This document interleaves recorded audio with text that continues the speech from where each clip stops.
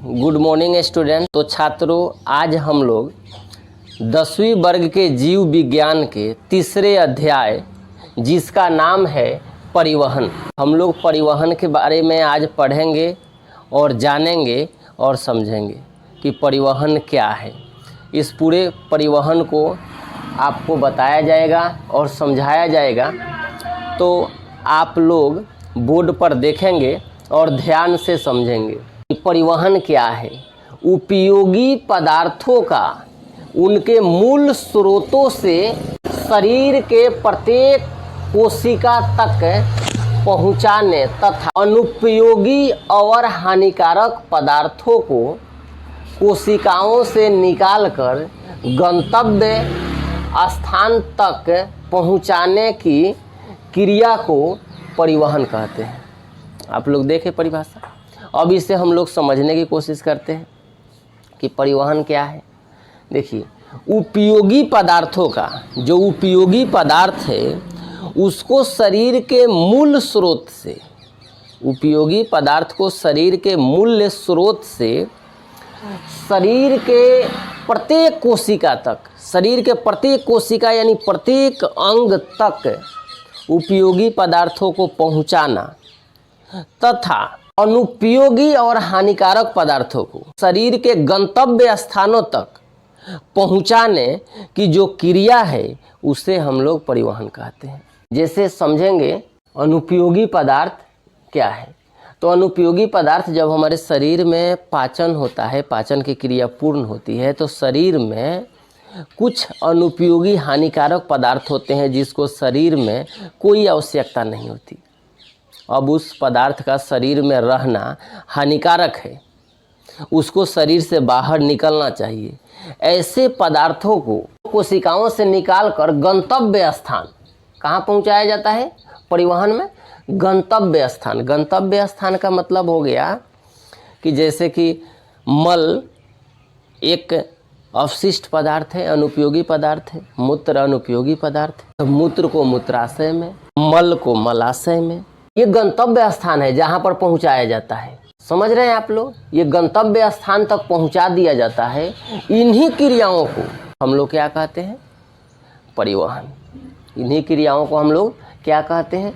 परिवहन।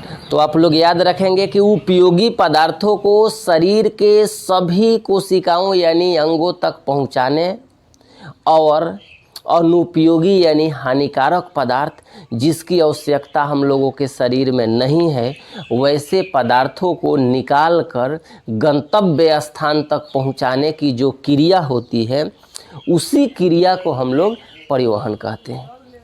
तो अब आप लोग अच्छी तरह समझ गए होंगे कि परिवहन क्या है। तो अगर आप अच्छी तरह समझ गए हैं तो फिर हम लोग परिवहन के आगे अब बढ़ चलते हैं।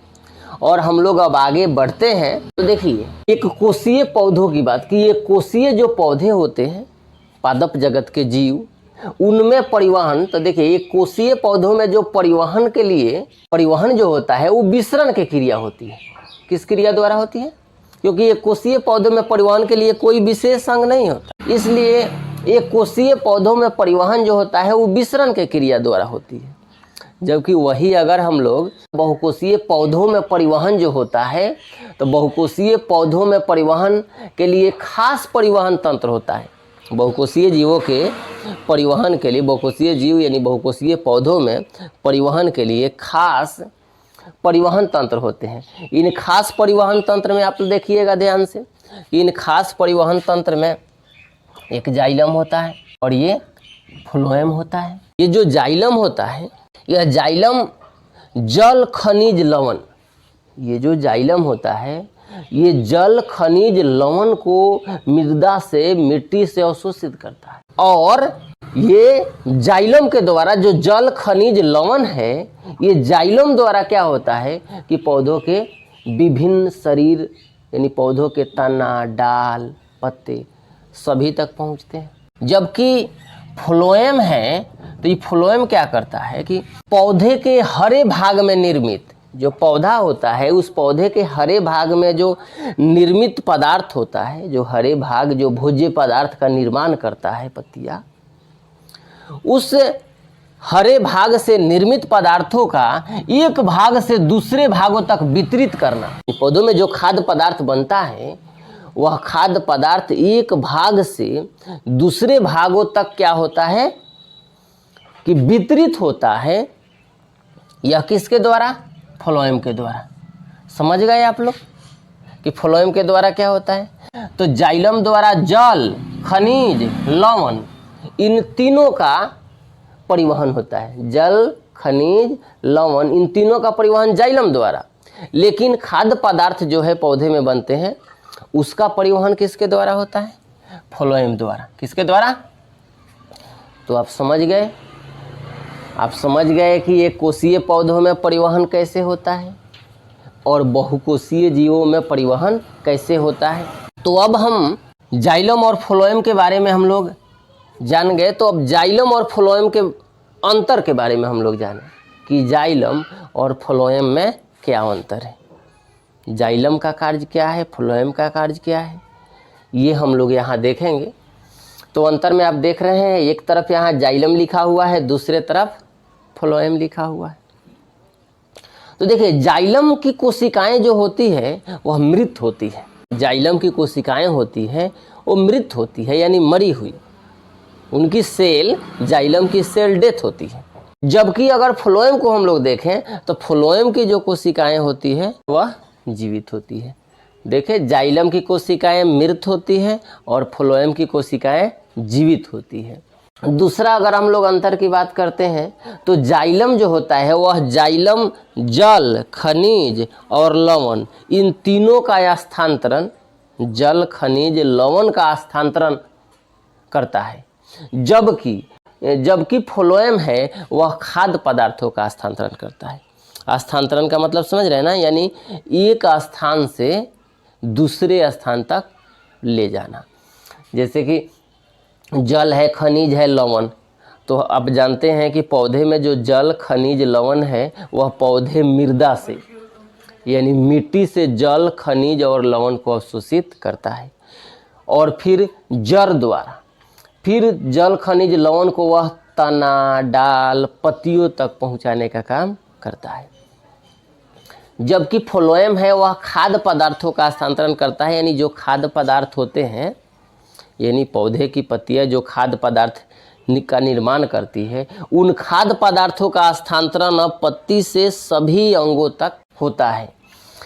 जबकि हम लोग जाइलम की बात करें तो जाइलम में देखेंगे कि जाइलम जो है वह खनिज, लवण, जल का बहाव ऊपर की ओर करता है। यानी पौधे में जाइलम जो होता है यह जल, खनिज और लवण का बहाव हमेशा ऊपर की तरफ करता है, ये नीचे से ऊपर की तरफ। यानी इसका बहाव यानी परिवहन, जल, खनिज, लवण का परिवहन नीचे से हमेशा ऊपर की ओर होता है। जबकि खाद्य पदार्थों का बहाव, जो खाद्य पदार्थ है पौधे में, उसका बहाव ऊपर की तरफ और नीचे की तरफ दोनों तरफ होती है। ऊपर की तरफ अगर डाल, तना, पत्तियां है तो ऊपर की तरफ भी खाद्य पदार्थों का बहाव होता है और नीचे की तरफ भी खाद्य पदार्थों का बहाव होता है। अब चौथा अंतर देखें तो जाइलम में कोशिका भित्ति होती है। जाइलम में कोशिका भित्ति होती है जिसको हम लोग लिग्निफाई कहते हैं, जबकि फ्लोएम में कोशिका भित्ति नहीं होता। जबकि फ्लोएम में कोशिका भित्ति नहीं होती। तो छात्रों, आप लोग अच्छी तरह परिवहन को समझें और देखें। फिर भी आप लोगों के पास अगर कोई डाउट हो तो आप कमेंट सेक्शन में जाकर आप अपने डाउट को पूछ सकते हैं। अगर मेरा वीडियो आप लोगों को पसंद आया हो तो मेरे वीडियो को लाइक एंड शेयर ज़रूर कीजिए। और आप पहली बार मेरा यह वीडियो देख रहे हैं तो मेरे चैनल जीत कैरियर पॉइंट को सब्सक्राइब करना न भूलिए। इस तरह के और भी वीडियो आप लोगों के सामने लगातार आते रहेगा। आप लोग इतना ध्यान से सुने और देखें, इसके लिए आप लोगों को धन्यवाद। फिर मिलते हैं अगले वीडियो में। जय हिंद, जय भारत।